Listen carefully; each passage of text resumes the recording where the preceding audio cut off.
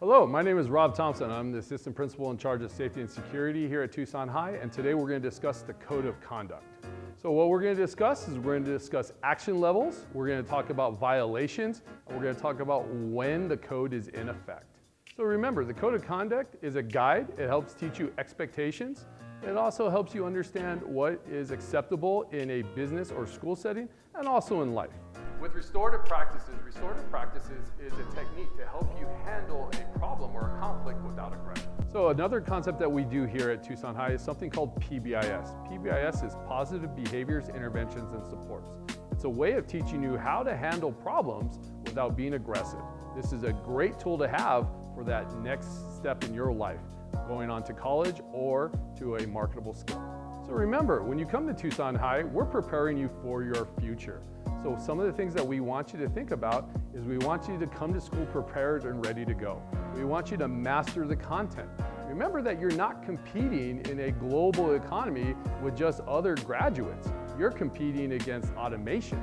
So this is something that's very important. So when you come to Tucson High, be ready to learn. So we have a lot of students here at Tucson High, but we want to make sure that we have a safe environment for everybody. So at lunchtime, there's certain areas where we want you to be to eat your lunch. You're more than welcome to eat in the cafeteria. You can eat in the courtyard. And remember, at certain times, the gym will be open. But we have no-go zones here at Tucson High. Those no-go zones are in the parking garage, behind the buildings, on the football field, or behind the gym. So remember, these areas are off limits during lunchtime for all students. TUSD has a dress code, and we follow that dress code here at Tucson High. So number one rule, remember that your undergarments have to be covered at all times. You have to wear shorts or a skirt that cover your buttocks at all times, standing or sitting. Also remember that your midriff has to be covered at all times here at Tucson High. Other than that, be responsible about what you wear. Remember, you're dressing to learn, not dressing for the club. When does the code of conduct take effect? It takes effect with something called portal to portal. Portal to portal is the concept of when you leave your house in the morning on your way to school. If you stop and do something that's a violation of the code of conduct, you can face a school consequence. This portal also works on the way home. So if you stop before you go home and you create a violation of the code of conduct, you can face a consequence. The code of conduct is also in effect when there's a sporting activity or a field trip, anything that's affiliated with the school. Also remember that if you do something at home that can stop the function of the school or threatens or intimidates someone at the school, that is also a violation of the code of conduct. So even though you're not on your way to school, you can still face that consequence. Also remember there's a misconception when it comes to portal to portal. TUSD and Tucson Magnet High School are not responsible for you on your way to and from school. We're responsible for you the minute you walk on that bus or the minute you walk on our school grounds.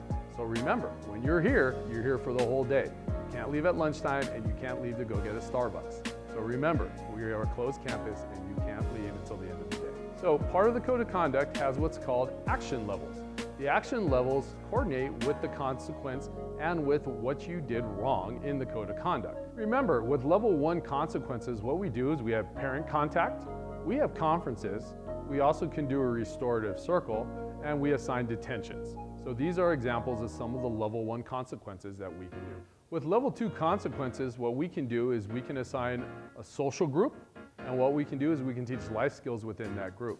Another thing we can do is we can have a parent-teacher conference as well, or just a teacher conference. We also do restorative circles at a level 2 consequence. When we get to level 3, we can do a combination of things. We can do level 1 and level 2 consequences, and we can also do what's called in-school suspension. In-school suspension is when you go to the in-school suspension room, get your homework done, work on some life skills, and kind of reflect on your behavior. We also have out-of-school suspensions as well, so you're going to be going home for a couple days. Remember that this is an exclusionary tactic and your behavior warranted that you had to go home. Your teacher is going to ask you to do things. They're going to ask you to change seats. They're going to ask you to put away your cell phones, and they're going to ask you to stop talking at certain times during their class. Remember that these are reasonable requests. But if you're defiant or disrespectful to a teacher or any adult or other students on campus, you can face an exclusionary consequence. Remember, what we're trying to do is we're trying to teach you behaviors that you can use to get yourself a job later in life. Remember, with level 4 consequences, these are exclusionary consequences. So what we're trying to do here at Tucson High is teach you to handle problems without using physical aggression. If you do use physical aggression, you're going to have to go home. So remember, that's mandatory and that's going to happen. Also, at level 4, that's where a majority of our drug violations are. Remember, if you bring illicit drugs to Tucson High, not only are you going to get an exclusionary consequence, but you're also going to have to talk to local law enforcement. This is what we do, and this isn't going to change. Remember that sexual offenses are a big violation here in the Code of Conduct. So if we do have a sexual violation, we take those extremely serious. You are going to be facing a consequence, and a lot of times we have to contact local law enforcement. Unfortunately, students decide to put things on the internet that they probably shouldn't put on the internet. And then if you decide to do this, we have to print those photos, show them to your parents, and then we hand them over to local law enforcement. Remember that there are rules that govern minors and certain photos. So remember that there are going to be consequences that can stick with you for a lifetime. All right, so remember that you also can't harass, threaten, or intimidate other people here at Tucson High. So you can't do harassing behavior. That's that continuous effect over and over again where you're harassing someone or just misbehaving or just giving them a bad time. That's not appropriate here at Tucson High. You also can't threaten people. That's against the law. And there is no such thing as hazing here at Tucson High. That is also illegal. So there is no jumping in or hazing to get on sports teams or club teams. That doesn't exist. So please make sure that you follow these behaviors. And if you choose not to, there is going to be a school consequence. Unfortunately, we live in a time and place where school threats are a reality. So we need to work together to make sure we keep the school safe. But if you choose to violate this and there's any threat against the school, remember that you'll be facing an exclusionary consequence and local law enforcement. So let's work together to make sure we keep this school safe. Remember that you can't have any type of weapons here at Tucson High. That includes pocket knives, pepper spray, or anything above that. So you'll be facing a school consequence if you decide to bring these weapons to school. So we're going to talk about level 5 consequences. Level 5 consequences are aggravated assaults, using weapons, or selling or sharing drugs on campus. So remember, with exclusionary consequences, a level 5 is going to warrant an expulsion. So you'll be expelled from all TUSD campuses for the remainder of your high school years. Behind me is going to be a list of consequences and violations in the Code of Conduct. Remember, we want you to be here at school when we want you to learn. You can have fun, but let's do it in a proper way. There's a lot of people here on campus that want to help you.